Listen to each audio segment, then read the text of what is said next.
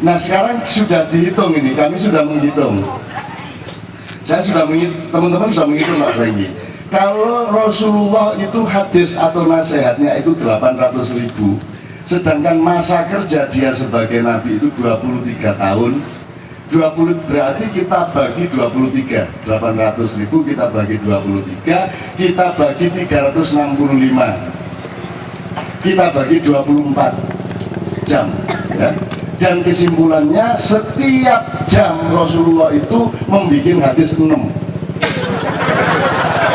Jadi jam siji bengi metu di cendela layak burul janata. Bayang no, sejak jam 6 hadis 24 jam piro? 24 jam 6 24 kali 6. Ada orang hidup yang tiap hari nasihati, akhirnya ditiru ustad-ustad. Arek cili-cili dan ini sorongnya dulinan kekian dinasihati menurut Rasulullah SAW. Ad-dobol luar belakang. Gila betul. Jadi Nabi itu nggak pernah kerja, nggak pernah ngapa-ngapain, profesinya adalah nasihatin orang.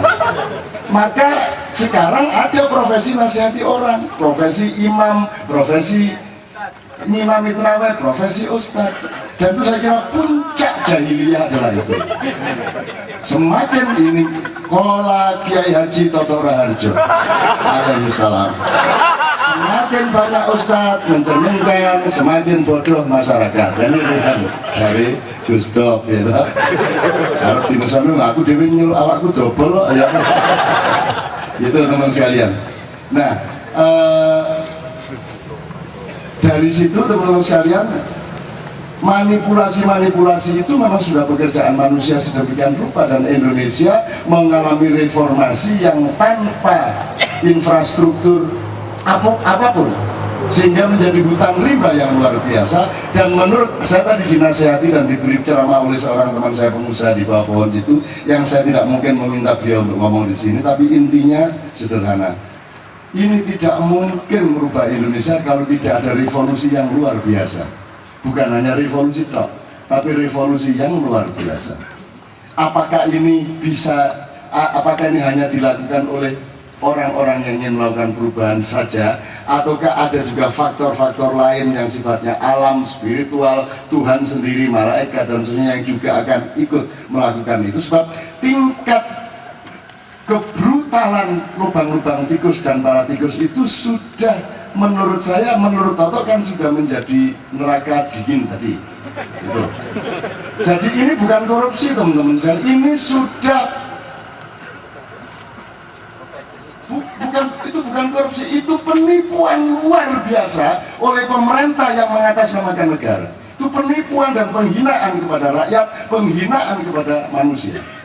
Sudah tingkatnya seperti itu. Sehingga saya kira yang marah bukan hanya rakyat, yang marah juga yang selain rakyat, yaitu jin, jenglot, kepala dinas, mbah-mbah, apalagi yang mukswa itu yang tadi disebut, insya Allah juga akan ikut marah. Dan sudah diskusi terus sama Bung Karno, Pak Harto, terus Kesabada dan lain sebagainya, sudah melakukan diskusi terus. Gus Dur biasanya selalu menjadi epilog dari setiap rembuk mereka di Gunung Cedol, di Gunung Lawu. Setelah Gajah Mada ini kita sikat temen ini, bocah-bocah putu-putu asu bajingan. Menurut Brawijaya, aku kurang piye, aku ngalah, aku terus gelem mlebu Islam, ora cetak rambutku ora tak potong. Ya to ning yo kok koyo ngene dadine, iku semua mengeluh dan marah. Terus endingnya Gus Dur gitu aja kok.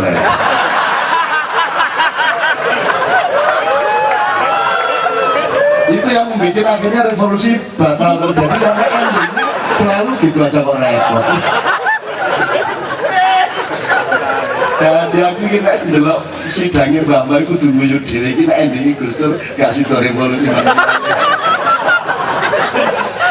Ketersada di depan tadi ya, kan bahwa perubahan ini salah satunya adalah diamanatkan kepada manusia melalui pembangunan apa yang disebut kebijakan.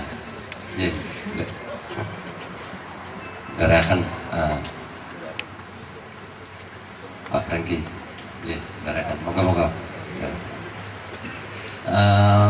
Saya kira itu kan sudah jelas bahwa ini sudah gagal total yang melalui kebijakan itu. Dan ada satu contoh kebijakan yang disebut Piagam Madinah ini sangat jauh sekali, dan saya meneruskan dari tentang tahap menyicil transfer dari diskusi-diskusi Ma'iyah yang kemarin. Toto kan mengatakan alangkah indahnya kalau hukum itu berangkat dari culture of law, bukan content of law. Monggo antisipasi. Ini saya ingin mengelaborasi dengan metode yang sangat sederhana. Saya mau tanya sama Cak Rahmat. Nek di Jerman unine PT Kluruk ini apa? Loh, ini serius, ini metode bagi saya. Jerman atau Londo atau Barat pada umumnya. Tapi sekarang sampai iling-iling ya. Lah nuruti Mas Siwan. PT Kluruk ya kukuruyuk, Pak. Itu lah Jawa, Pak. Lah iya suarane iku kukuruyuk. Ya, tapi nek wong Barat, Apa? nek wong Barat nirokno PT Kluruk ya apa? Pak niki. Napa, Mas? Pistol aja. Pistol. Pistol di Indonesia, der. Sana Bang. Bang, sih, ini wis. Nek Jawa PT Kluruk, Sunda, Kongkorongkong. Jauh enggak kukurui kalau Kongkorongkong? Oke. Content of law tadi yang dimaksud Mas Roda begini. Nek Jawa kukuruyuk, nek Sunda Kongkorongkong. Terus pertanyaan saya, jadi bunyi kluruke ayam ya apa?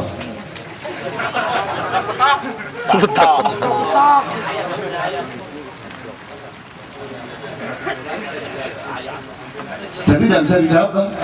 Berarti Anda tidak pernah tahu bunyi keluruknya ayam. Yang Anda tahu adalah versi telinga menuju mulutnya orang Jawa dan versi telinga Sunda menuju mulutnya orang Sunda. Kemudian yang namanya negara, yang namanya agama datang ke kita tadi bukan hakikat suara ayam, datangnya ke kita sudah berupa kukuruyuk atau kongkorongkong, sehingga semua orang menyangka ayam itu bunyinya kukuruyuk. Bagi kalau penjajahnya kukuruyuk bilangnya, maka dia pikir ayam itu berbunyi kukuruyuk. Itu maksudnya? Itu maksudnya ya? Nah, kita tidak pernah tahu sampai hari ini, tidak pernah mencari sebenarnya bunyi kokok ayam itu bagaimana. Ini kelihatannya sederhana. Anda ini tahunya Islam itu Ahlus Sunnah wal Jamaah. Karena Syiah kalah dengan matinya Arya Jipang melawan Joko Tingkir dan diwakili oleh Raden Sutawijaya, Jeben Sutawijaya. Sehingga kemudian terjadi konflik di mana Syiah yang kalah kemudian tidak bisa meneruskan dakwahnya. Sunni sendiri kebingungan karena anaknya Joko Tingkir terlanjur tidak berpolitik lagi, sehingga politiknya menjadi goyang, beralih dari Wali Songo yang Sunni sebenarnya kepada Nyai Roro Kidul. Sejak Kerajaan Mataram, legitimasi spiritual politik Jawa adalah Nyai Roro Kidul. Maka orang yang lahir pada saat Amangkurat tahunya Islam adalah Nyai Roro Kidul. Maka ketika kemarin saya ikut meresmikan Mushaf Quran Keraton, itu saya karena disuruh ngomong, saya ngomong malam ini adalah peresmian bahwa legitimasi politik spiritual Keraton Ngayogyakarta Hadiningrat bukan lagi Nyai Roro Kidul, tetapi Al-Quran dan Islam. Tak resmikan ngono, sultane dhewe ra mudeng. Ya aku ngomong. Coba jelas ini metu ngono. Tak ngomong dan gak iso bantah wong e. Anjene iya, ngono ya cak lho, ya apa ra ati sampe ngomong. Dan itu benar-benar Nah teman-teman sekalian, nanti suatu hari maknya harus siap. Harus siap. Kalau Anda siap untuk menemukan Indonesia yang bukan kongkorongkong, bukan kukuruyuk, bukan trias politika, kalau Anda siap menemukan Indonesia yang sejati suatu hari, maka lebih dahulu harus siap menemukan yang lebih kecil-kecil dulu, supaya kalau sudah gede banget Anda siap. Pertama Anda harus siap, saya tanya, Nabi Musa itu NU atau Muhammadiyah? Ya, siap-siap dulu. Oke, berarti tidak harus NU, tidak harus Muhammadiyah. Termasuk Nabi Muhammad tidak NU, tidak Muhammadiyah. Oke? Kita gede dikit. Iran dan sebagainya itu Syi'i yang dendam kepada perang Siffin dengan matinya Sayyidina Ali dan dua anaknya yang diseret kepalanya sejauh 1200 km. Maka mereka memiliki gerakan sendiri dengan dendam yang besar sehingga menjadi ghirrah dan stamina yang luar biasa, sehingga Iran menjadi negara yang sangat kuat. Kemudian Ahlussunnah wal Jamaah, teman-teman sekalian, Anda tahunya Ahlussunnah wal Jamaah. Jadi NU kalau sudah puncak ngomongnya kita ini Ahlussunnah wal Jamaah. Aku takut Nabi Muhammad Syiah apa Ahlussunnah wal Jamaah? Muhammad. Saya tanya, Muhammad itu Sunni apa Syiah? Nah, kudu Syiah pilih. Kudu lila nek Muhammad gak Sunni, gak Syiah. Muhammad bukan Ahlussunnah wal Jamaah, juga bukan Syiah, harus siap. Kalau nggak siap, nanti kamu tidak siap dengan Indonesia baru, karena dia lebih besar, lebih konkret. Tak kasih satu lagi, siap nggak kalau Nabi Muhammad bukan orang Arab? Marah enggak? Mulai berpikir sekarang, apa ada ayat, apa ada nas, ada dalil yang mengharuskan Nabi Muhammad adalah harus orang Arab? Ada. Surah Ibrahim, ya. Ibrahim sama siapa? Ajaran sama siapa? Aku gak ngeklaim loh, aku ini mereka nanti muda siap. Ya, siap. Jangan mewajib-wajibkan sesuatu yang tidak wajib. Apalagi Muhammad itu oleh Allah dijadikan Nabi universal, rahmatan lil alamin, untuk semua bangsa dan manusia. Kalau Nabi sebelumnya lokal, tapi Nabi Muhammad untuk semua umat manusia. Jadi dia boleh orang Arab, dia boleh orang Rusia, dia boleh orang Madura. Ya tak? Murid-murid tak ini. Terus sama sing takon, kok ono wong Arab halus, wong Arab lah keras, kok Nabi Muhammad halus, gak tahu bunyi cekakaan, nek melakukan dulu, terus senengane topo. Dia endi ono wong Arab seneng topo itu. Di mana-mana tradisi topo itu ya mek wong tropis, di mana daerahnya ada hutan dan ada gunung. Kate topo di padang pasir kan.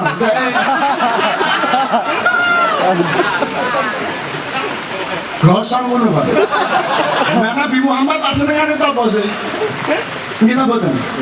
Arek endi kok senengane topo iki? Arek endi? Lah iya kok nek arek. Wis ngono-ngono lah. Lho iki aku mek nggodha lho ya. Nggodha lho ya, cek Anda bebas berpikirnya. Bebas, enggak apa-apa, umpama ya enggak apa-apa. Terus diuber meneh. Nek anjane wong Jawa kok Nabi Muhammad gak isin. Lu garusin ya apa? Syahadatnya ya apa? Asyhadu an la ilaha illallah wa asyhadu anna Muhammad Rasulullah. Nek wong Jawa gak gelem nyebut jenenge dhewe. Kan gitu. Terus tahiyatnya ya apa?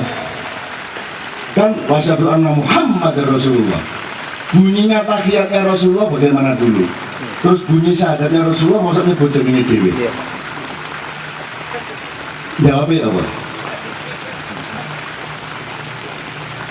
Kan dianggap orang yang tidak tahu diri, sombong, menyebut-nyebut dirinya sendiri. Kemarin di Padang Bulan ada yang mengikat, gimana tuh Muhammad kok mensyahadati dirinya sendiri. Terus aku ngomong, nah iya kati laporan, gimana? Ngene iya, kata apa kon? Iya, ya ngono iku. Sajate yang ngono iku. Yang diucapkan ya gitu itu yang diajarkan ya gitu itu. Kata apa kon? Anggeku Muhammad seneng ta. Muhammad ya sungkan. Dan ngenyang Gusti mboten enak kula. Saya bojomu kula dhewe mboten enak. Melok kagak karo aku.